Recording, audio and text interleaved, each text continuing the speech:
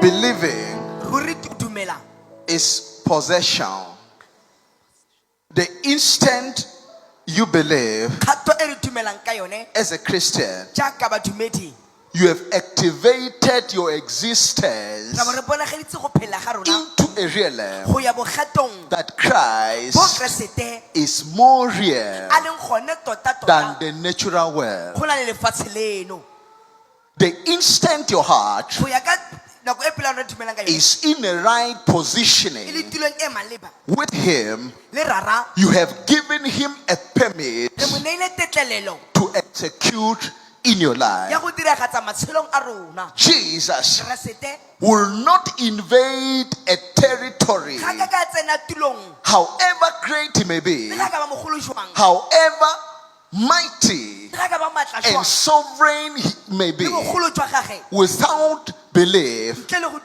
He does not have a permit to work in your life. Have you given Jesus a permit to work in your life this morning? Ask your neighbor, have you given Jesus a permit to work in your life?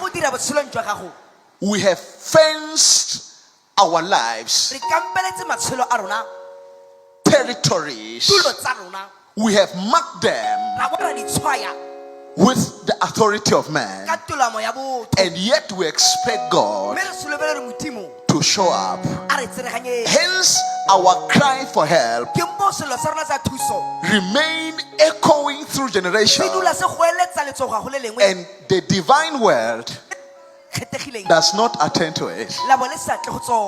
If we do not possess belief in our heart, we don't have a permit to give to God to operate. He needs what? A permit. Belief. When you live in this realm, all things are possible. Christianity is rewarding. It is a fruitful walk. When you exist in what realm? Realm of believing. Most of us, what we believe is idle words. Our sense of believing in this generation is what? Idle. We deny it in action. Why don't we see Jesus manifesting Himself as He did in the Holy Scriptures? It's because this generation, we confess Jesus with our mouth confidently, but in action we are denying Him. Your heart is in resistance to the motion of God, and we expect to see His faithfulness. Tell your neighbor, our hearts are in resistance to the motion of God, but we expect to see His faithfulness. It is not what we say intellectually with our mouth, scripturally quoting it verbatimly. It is not that make God to come to our shores. It is the heart. If you take care of your heart as a believer, you have set yourself apart to be a tool in the hand of the Spirit. Every man, wherever you go, everyone wants to relate with God by declaration, but we deny Him in action. Everyone wants to be a Christian of value, but we deny Him in action. What is a qualifying question for us to become Christian of value, to become agents of the unseen world? To be a Christian is not a title, but rather a function. If you are a Christian of value, you have taken up a service to be an agent of the world unseen, it means that you are a representative of the unseen realm. You and God, you are carrying the load together. Your life is about what? The agenda of Jesus. Why don't we see God in our generation as the Holy Scriptures are declaring? Because our sense of Christianity has become cold, idle. What we say about God cannot rise above our height because it does not come from the heart. For us to be used by God to have a relationship with Jesus that is evident, we need to do what? Disciple our heart to love God. It is only when we have loved Jesus that He can trust us with His nature. Who is reflecting God in my generation? God does not find none. Any. He has found none. No one is reflecting God, because what we do with Jesus is a business transaction. Christianity will not produce results until Christianity has stopped being a marketplace. We are bartering with God. When we go into a prayer closet, we do not go there with pure motive to praise Him because it is an honorable thing. We praise Him because we want to benefit. Christianity has become a marketplace. He asked Peter and said, "Son of Jonah, do you love me more than this?" 3 times he asked him a question. Peter said, "Lord, you know my heart." He said to him, "Feed my lambs." Peter could not be entrusted with this great commission of being an agent of the unseen world until Peter had qualified in this criteria of love. It had to be love that qualified Peter to be the head of the church. It had to be what? Deep love, unquestionable love that Peter had for Jesus to become what? The head of apostles. It was not his education. It was not his experience, his level of fasting, or his ability to speak in tongues, but it was the deep love for God.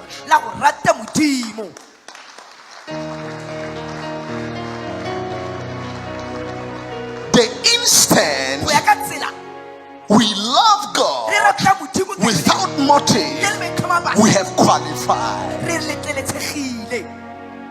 Many are standards of being a Christian under the sun, but before God, His criteria is in opposition to the standard of man. For you to be a Christian in the secular world, you must know how to shout amen, how to read the Bible, how to speak in tongues, and somehow will consider you a Christian. But the criteria of God is in opposition, in conflict with the standard that men have said. In the secular world, you must be a man of connection, a man of a certain status in the community. Qualification to be what? To be considered a servant of Christ.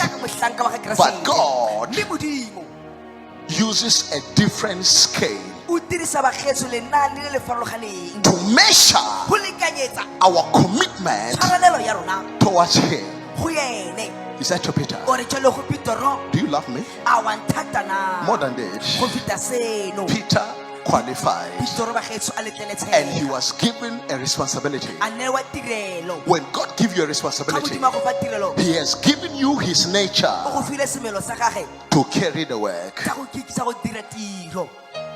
We are Christians without mystery,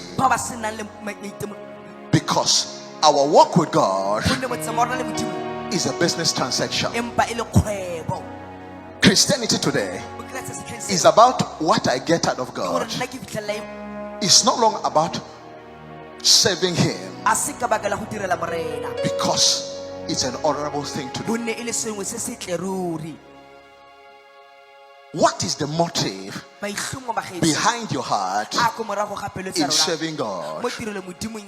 When you pray, when you fast, and you still don't hear from God, you need to pause and inspect your motive of serving Him. Christianity is limping in my generation because it's a marketplace. We are trading with God. When we give in the church, when we tithe in the church, we expect God to keep a certain balance. When we clean the church, we come regularly to church, we expect that God must put a shield that trouble must not come. Go and ask Job. He will tell you it is not our works that make us His people. It is the love we have for Him.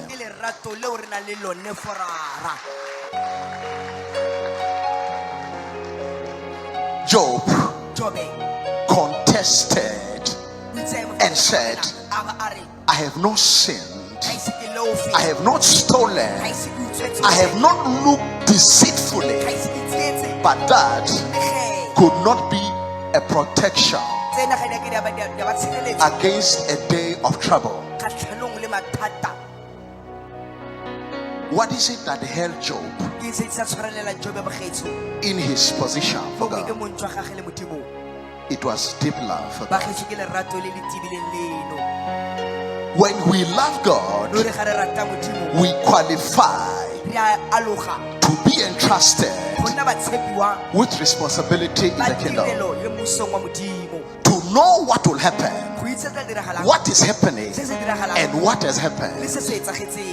It was the love that Abraham had for God that made God to tell him the calamity that was coming upon Sodom and Gomorrah. When you are an agent of God, of the unseen world, you qualify to know the mysteries of the kingdom.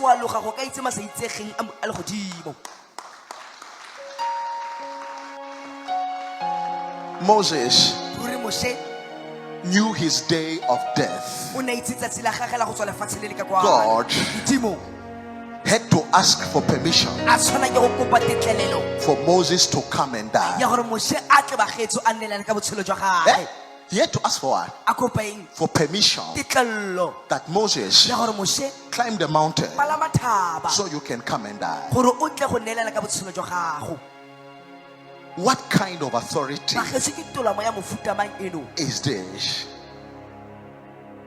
When we love God and God loves us, there is a greatest release of power.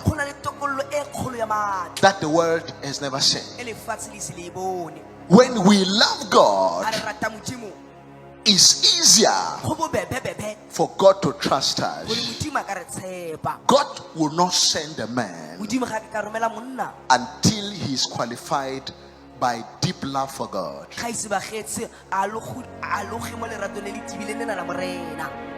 The first and the greatest commandment is to love him with all of your strength. Are you sure you have loved God? Or you are a Christian in the market?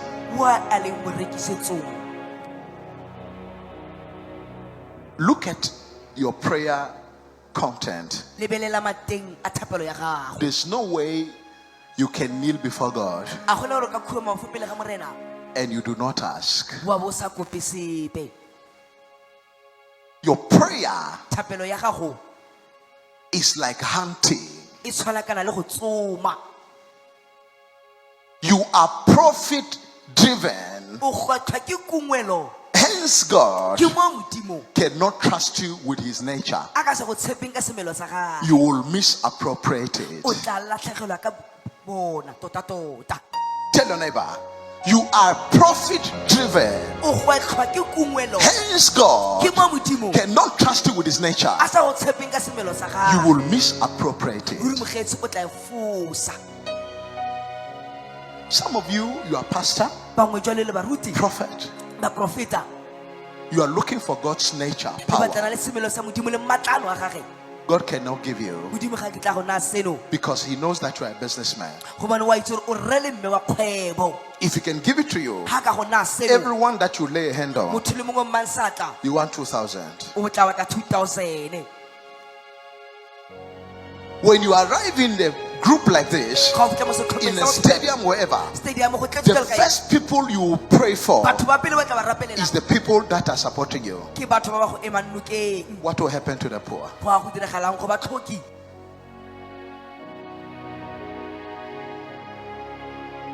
That's why God cannot trust you with his nature, because you are not here for love.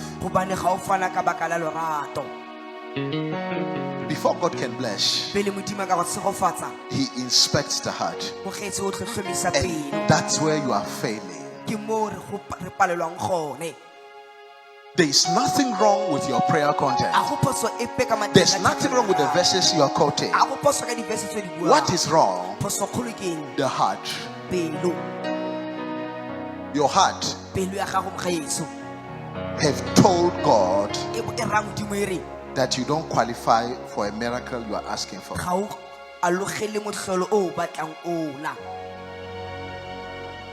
Sometimes I'll be praying for someone that is sick, and God will say to me, do you know the heart of this one?